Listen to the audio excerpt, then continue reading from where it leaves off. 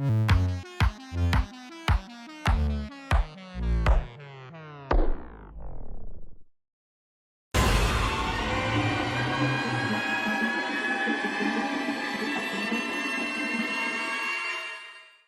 everyone, and welcome to Wicked Encounters, where we explore just what goes bump in the night.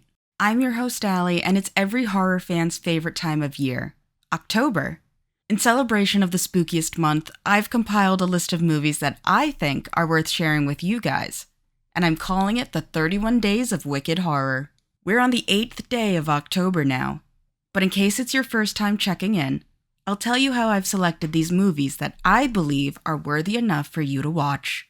First off, none of the movies are going to be older than 20 years, so we can add some newer videos to our must-watch list instead of continuing to repeat the same ones from 50 years ago. Hello, American Werewolf. Secondly, I'll be providing the synopsis and plot of the movies for those who may not like surprises or just want to listen to know what the movies are about. There will be a slide letting you know when we're coming up on it, and I'll let you know where it's safe to click on to avoid spoilers. Also, while many of the movies are streamable, I'm not going to really provide the info on where you can watch them, because it varies based on where you live, and streaming services keep adding and removing good movies like there's no tomorrow. Finally, I'm going to give you some reasons as to why the movie stands out, and why I think you'll like it. So, 8th on our list is Midsommar. Midsommar is a 2019 folk horror film directed by Ari Aster and produced by Square Peg, Be Real Films, and A24. Midsommar blends the disturbing elements of folk horror with a deeply unsettling exploration of grief, relationships, and cultural rituals. The film is set primarily in a remote Swedish village and follows a group of American friends who unwittingly find themselves entangled in a bizarre and terrifying festival. I'm going to go more in depth now and go over the plot of the movie, so if you'd like to skip, you'll know where to skip to in 3, 2, 1.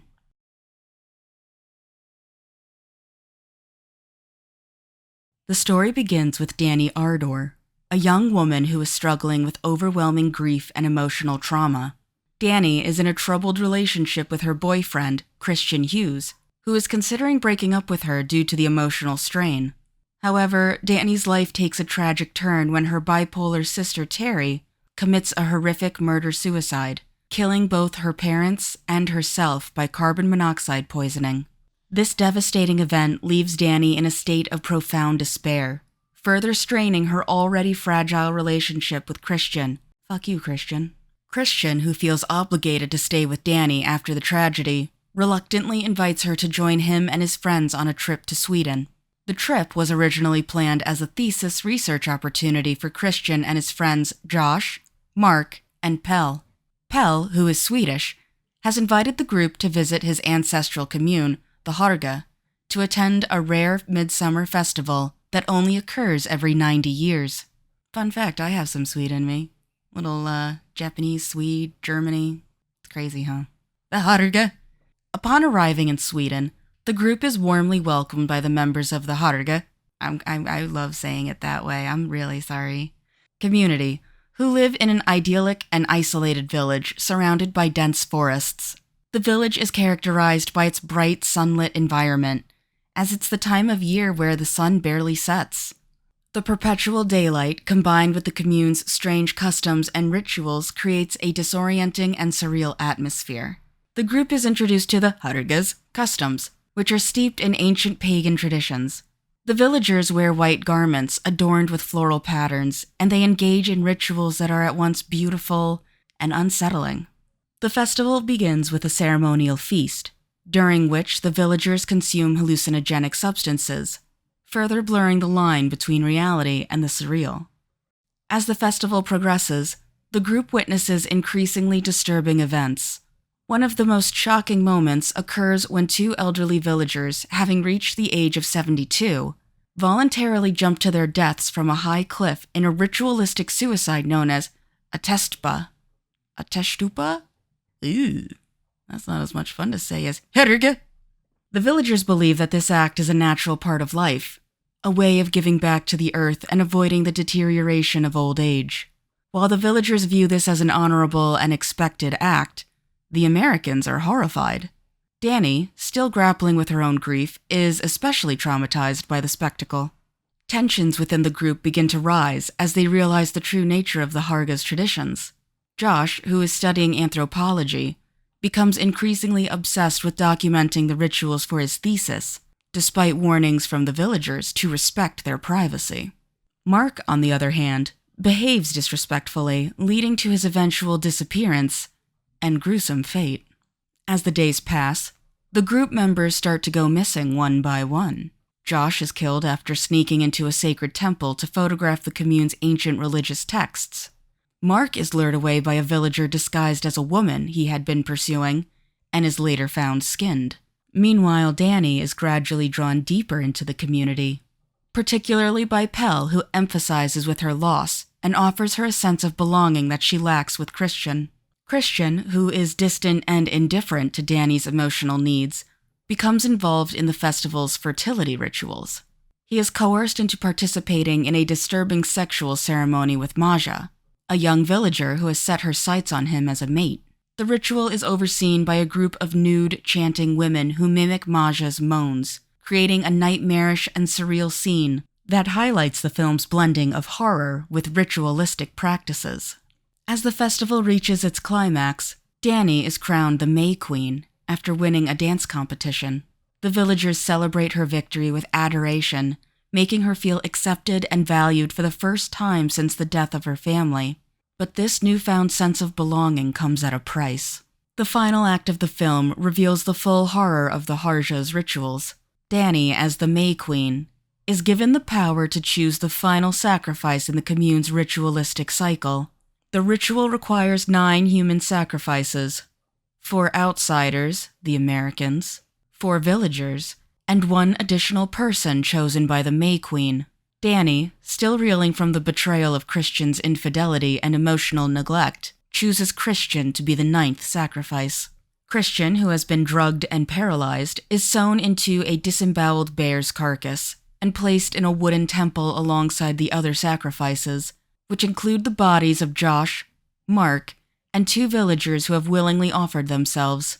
The temple is then set on fire as the villagers watch. As the temple burns, the Harga members begin to wail and mimic the pain of the sacrifices, creating a harrowing scene of collective grief and catharsis. The film's final moments focus on Danny's reaction. At first, she appears horrified by the flames and the ritualistic murder of Christian. But as the temple burns and the villagers scream, Danny's expression slowly shifts from shock to a twisted smile, signifying her complete transformation and acceptance of the Harga's ways. The film ends with Danny smiling, having found a new sense of belonging, albeit through the loss of everything she once held dear. And with that, the film ends.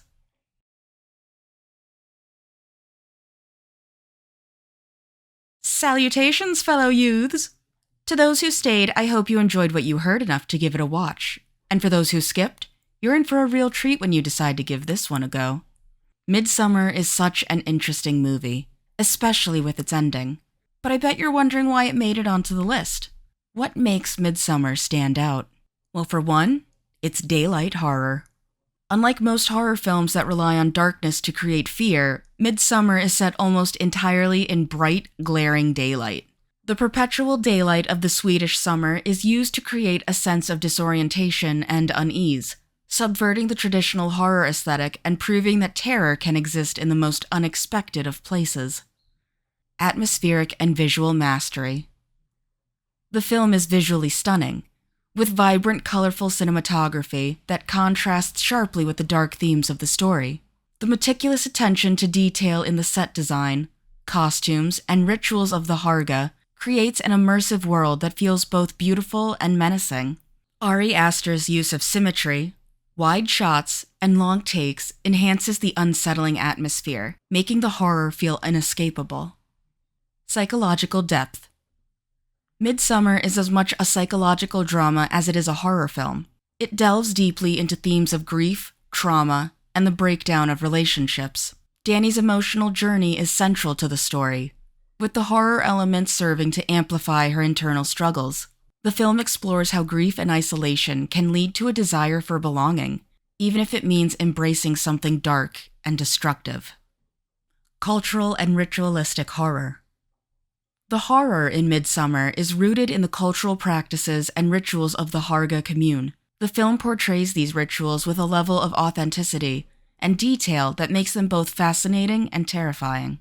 The idea that a community could view such brutal acts as normal and sacred adds a layer of horror that feels more grounded and realistic than supernatural scares. Subversion of horror tropes. Midsommar subverts many traditional horror tropes. The typical setting of a dark haunted house is replaced by a bright open village. The final girl trope is turned on its head. And the film also skips the conventional jump scares in favor of a slow, creeping dread that builds through the film. Complex character dynamics. The relationships between the characters are complex and fraught with tension. Danny and Christian's dysfunctional relationship serves as the emotional core of the film, with the horror elements amplifying the toxic dynamics between them. The film explores themes of manipulation, codependency, and emotional neglect, making the characters' eventual fates feel both inevitable and tragic. Ari Aster's directorial vision. Ari Aster's unique directorial style is evident throughout Midsommar. His ability to blend horror with psychological drama, his meticulous attention to detail, and his willingness to push boundaries make the film stand out in the genre. Aster's use of symbolism, foreshadowing, and thematic depth elevates Midsommar beyond a typical horror film, making it a thought-provoking and unsettling experience. Sound design and music. The film's sound design and score play a crucial role in creating its eerie atmosphere. The unsettling use of folk music, chanting, and ambient sounds adds to the disorientation and tension. The contrast between the idyllic visuals and the disturbing audio creates a sense of unease that lingers throughout the film. Exploration of grief and catharsis. At its core, Midsommar is a film about grief and the search for catharsis.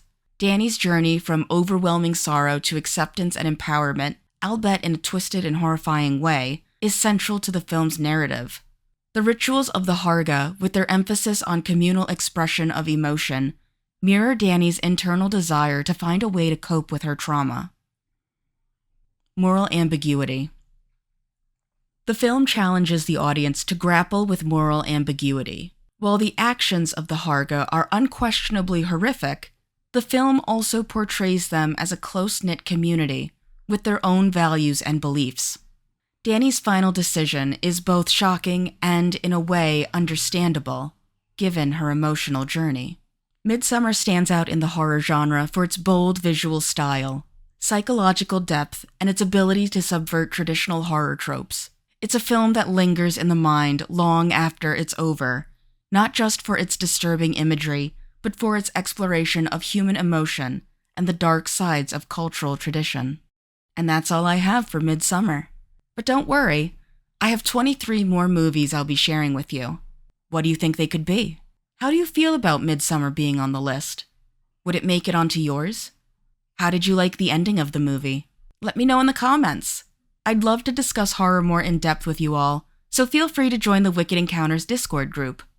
If you like what I do and want to support me, maybe consider liking the video, subscribing to the channel, and clicking the little bell icon so you know when I post.